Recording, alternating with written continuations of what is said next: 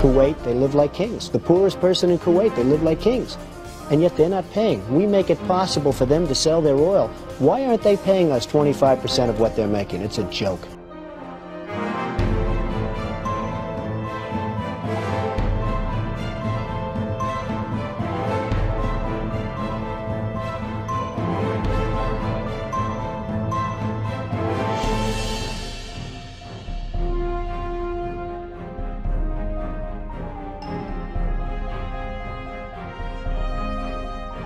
Why didn't we say, we want 50% of your oil forever, or we're not letting you go back in?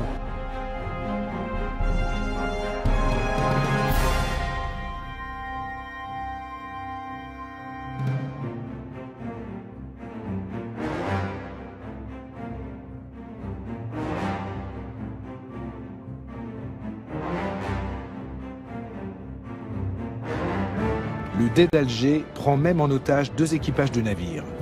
Il réclame 60 000 $ pour leur libération ou menace d'en faire des esclaves.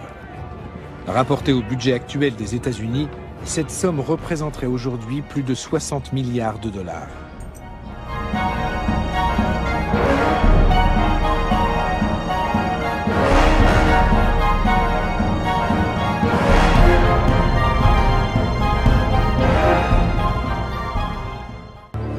Nous les avons achetés. L'Amérique a conclu avec Alger un traité de paix.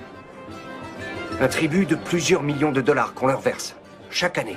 Une somme de l'ordre de 20% des recettes de l'État. Il y a longtemps qu'on aurait dû investir cet argent dans des forces de frappe militaires puissantes. C'est bien vrai, ça. 20%, rendez-vous compte.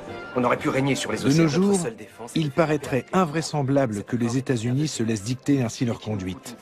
Mais même pour la jeune République, l'humiliation est cuisante.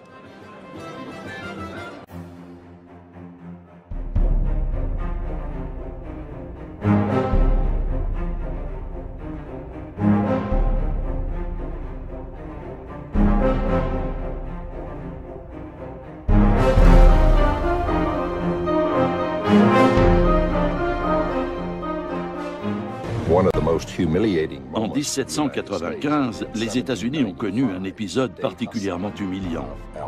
Le Dey Hassan, le régent d'Alger, a exigé que les Américains lui construisent un navire au lieu de lui verser un tribut en espèces sonnantes et trébuchantes. Il devait livrer à Alger une frégate d'une 40aine de canons doublés de cuivre. Le président George Washington a écrit qu'il en avait été extrêmement mortifié. Mais les États-Unis étaient faibles à cette époque, et le président a jugé que son pays n'avait pas d'autre choix que de s'exécuter. Il savait pourtant bien qu'avec ce navire de guerre, les Algériens captureraient de nouveaux vaisseaux marchands américains et européens. Les Américains sont piqués au vif par tant d'impertinence et décident de construire des navires encore plus rapides, conçus pour durer. En somme, meilleurs que ceux des corsaires.